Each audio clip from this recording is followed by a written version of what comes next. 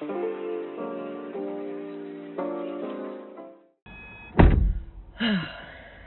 about to go on the FRS Clipper at Pier 69 here in Seattle.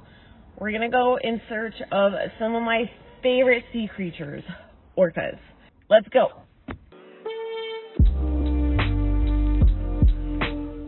So I just dropped off my car here where this garbage truck is. It's the Olympus Apartments parking lot.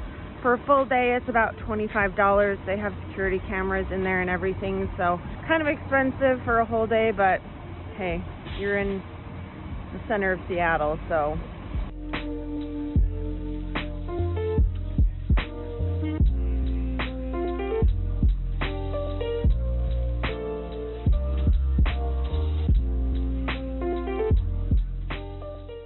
If you plan on doing this tour, make sure you plan for the entire day. I'm talking get back around 9:30 or 10 at night. It says 8 p.m., but with stops in the harbor as well as potential weather hazards, you want to plan for a few extra hours after it ends.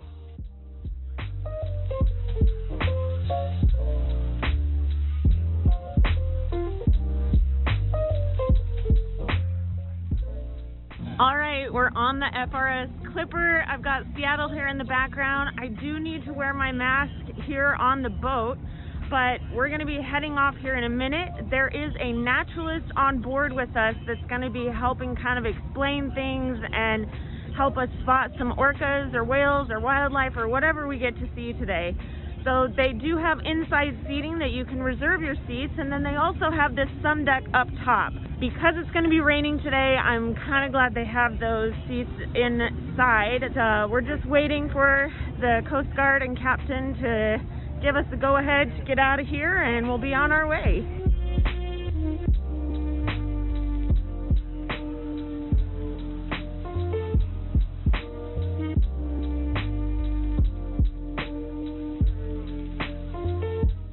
About the history and ecology of the area that we're traveling through as we begin our search for wildlife here in the Salish Sea.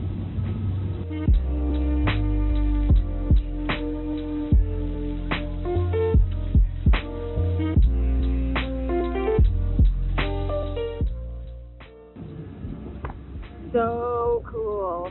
There was a whole family of them that were just swimming right in front of the boat, and then they went around to the back.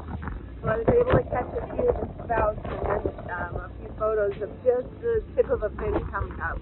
I'll try to get some more video, but that was really cool. Sorry it's so windy out here, but yeah, definitely worth just that.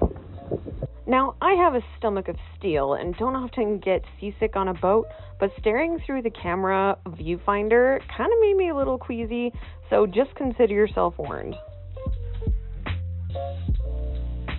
Here in the Salish Sea, our most important species are the sand lance, the surf smelt, and the Pacific herring. Sand lance and surf smelt need fine sand and gravel close to the shoreline to lay their eggs. But the Salish Sea is a very dynamic waterway. We have about a 12-foot tidal range here and strong currents throughout. Those currents and tides are continuously removing the fine sediment from the beaches. As we traveled up to Friday Harbor, we learned all about the killer whales, what their diets are, and how they are being endangered by salmon farming, specifically with Chinook salmon farming, and what we could do to help prevent over-farming of fish. It can ultimately lead to the killer whales dying off or just not reproducing because there isn't enough food.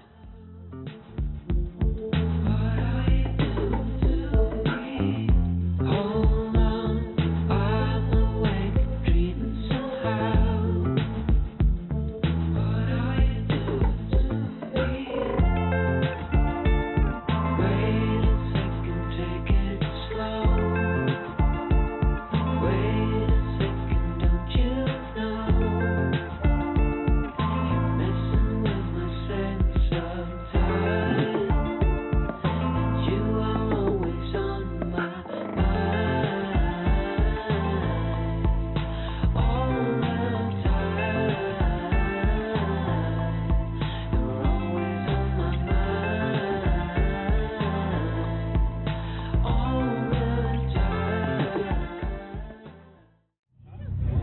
a sudden I became famished, so I had to get some of the corn chowder. It's from Ivar's, that's in Seattle, on the way over to the San Juan Islands.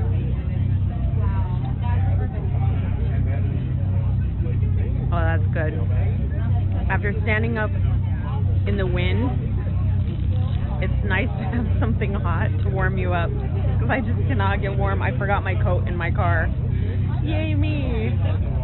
While smaller boats are allowed to get closer to the whales, it is more sustainable to go on a larger ship. It also allows you to go further, faster, as well as be able to see several different things. If the weather gets stormy, it also provides a lot more stability.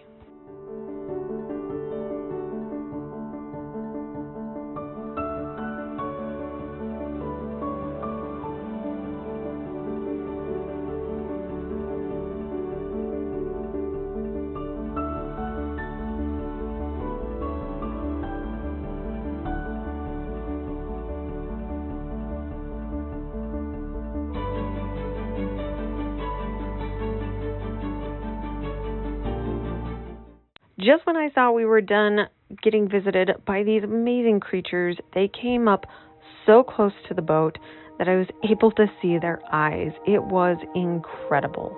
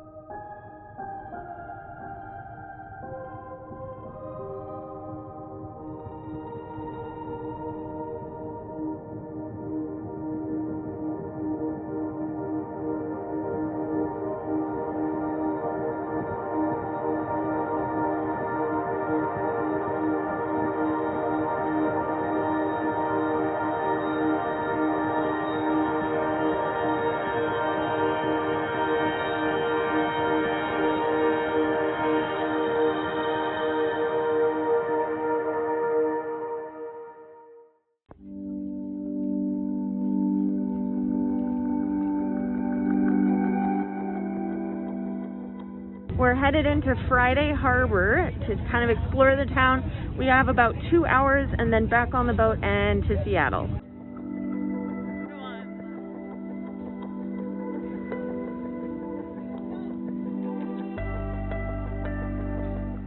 So Friday Harbor here is just over 1 square mile in size. You can walk all over this place. It's really easy to find yourself, to find your way around here. They've got jewelry, fine arts, books, women's clothing, gifts, fun places to eat. Best thing to get here, fish and chips with halibut, because I catch it right from the bay. They also have the Bricksworks Plaza. It's a cultural center for Friday Harbor, and they have concerts there and things. You have the San Juan Island Farmers Market. You have the Simja, which is the visual fine arts place here. There's a whale museum that is one of the first museums dedicated to a wildlife species. So I really want to go see if I can check that out. We've got a tight turnaround where I have to be back at the pier here at 4:30 so I can get back into Seattle. So let's go check this place out.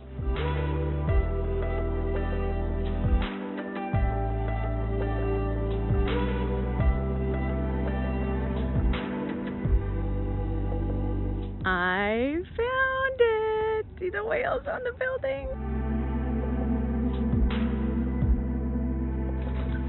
Hello. How are you doing?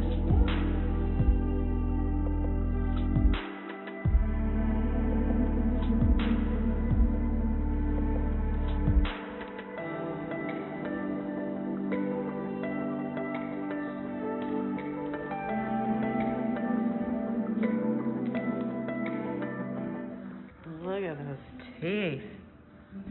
Since the 1990s, the whale population in this area has decreased by almost 20%.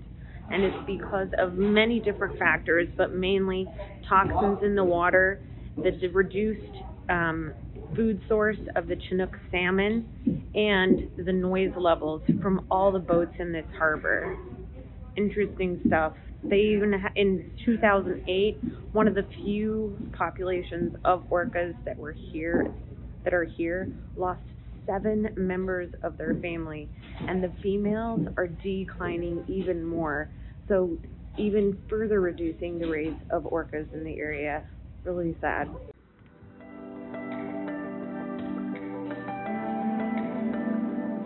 I loved the museum. I thought it was very interactive. I think both adults and children can benefit from this, especially with some of the exhibits and interactive things that they have for kids as well as adults. One of the things that I really enjoyed was learning about what the Native Americans in the area think about the orcas and the whales, and how the Native Americans actually think of orcas as travelers. And there is a whole legend behind it that I'm going to save for you to go visit the museum yourself and find out what that is.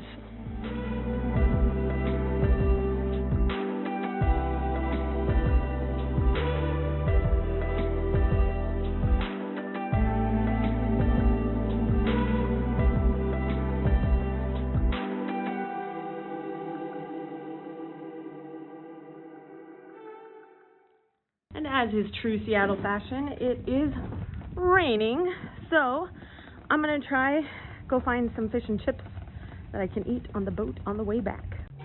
If I was to do this tour again or visit Seattle again and do this whale watching tour, I definitely would say spend a night in Friday Harbor, learn about the town, the significance of how it made Seattle great, and the gold rush and the fishing and all of it. It's so fascinating. I'm so hungry. Crazy. Look at this. All right, let's try this out.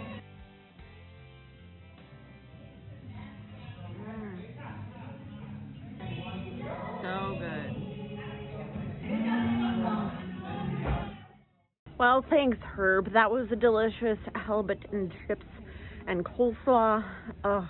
On a cold, rainy day, it just hit the spot. Now, it may not have been the absolute most delicious fish and chips I've ever had. Wish the outside was a little bit crispier, but you know what? Beggars can't be choosers when you only got 30 minutes to get back on the boat. So, let's go! And we're back on the boat. So, we should get back into harbor in Seattle at Pier 69 again around 8:30 p.m. So kind of late, but definitely worth the trip. What I thought would be an uneventful boat ride back into Pier 69 became one of the worst nightmares for many people on the boat. It started out calm, then it got worse, then it got so bad that there was some kids and people having panic attacks wanting to jump off the boat because it was that bumpy. Luckily, we were able to get back into harbor and everything turned out okay.